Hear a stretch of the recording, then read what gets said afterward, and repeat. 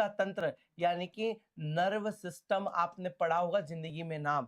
अब nerve system बहुत बड़ा टॉपिक है, उसमें से हम सबसे इंपॉर्टेंट चीज बात करेंगे तंत्रिका कोशिका की। किसकी बात करेंगे भैया? न्यूरॉन्स की बात करेंगे। न्यूरॉन्स, तो भाई दर्शन कर लो, ये है आपकी न्यूरॉन, ऐसी होती है ना। ये हमारे शरीर की सबसे लंबी कोशिका होती है जो सभी बच्चों को पता है।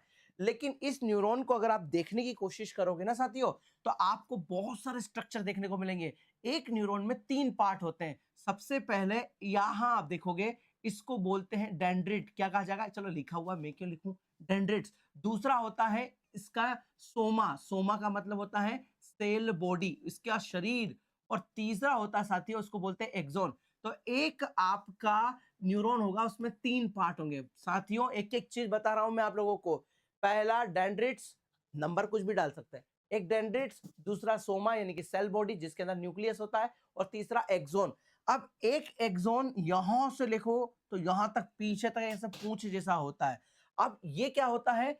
एक न्यूरॉन लगभग लगभग 25,000 न्यूरॉनों के संपर्क में रहता है।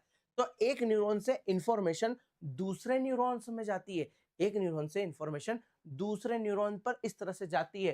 तो एक न्यूरॉन का लास्ट वाला हिस्सा दूसरे न्यूरॉन के डेंड्रिट्स वाले हिस्से से कनेक्ट होता है। मान लो कि एक और कोई मेरे पास न्यूरॉन है, तो मैंने इसका ये वाला हिस्सा ले लिया साथियों। कौन सा?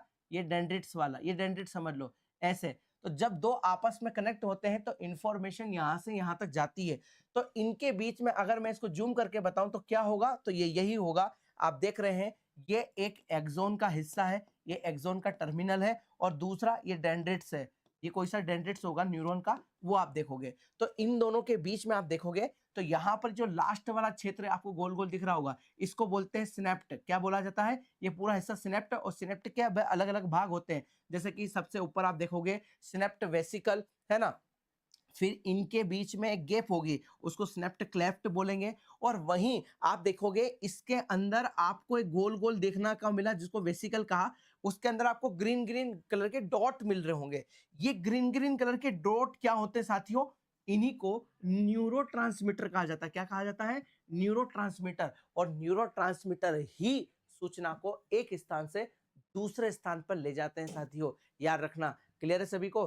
तो जैसे न्यूरोट्रांसमीटर रिलीज होगा, इनके अंदर इंफॉर्मेशन होती है और रासायनिक प्रक्रिया होती है। तो जैसे ही वेसिकल हटे, न्यूरोट्रांसमीटर रिलीज होंगे, और दूसरे का डेंड्रिट्स वाला भाग होगा, जहां पर हम कहेंगे इसके रिसेप्टर लगे होते हैं। तो ये रिसेप्टर क्या करते हैं साथियों? आपने देखा होगा, ये इन न्यूरोट्रांसमीटर को एक्सेप्ट कर लेते हैं और सारे की सारी इंफॉर्मेशन को एक न्यूरॉन से दूसरे न्यूरॉन, फिर यही श्रृंखला पूरे शरीर में कुछ भी होती है। अगर मुझे यहाँ चोट लगती है या हाथ में कुछ होता है, मच्छर काटता है, मैं जो भी प्रतिक्रिया करता हूँ, वो सारी की सारी इसी तरह से इंफॉर्मेशन एक न्यूरॉन से दूसरे न्यूरॉन में डिलीवर्ड होती है। तो यही हमसे क्वेश्चन पूछा था कि एक सिनेप्स पर आवेग का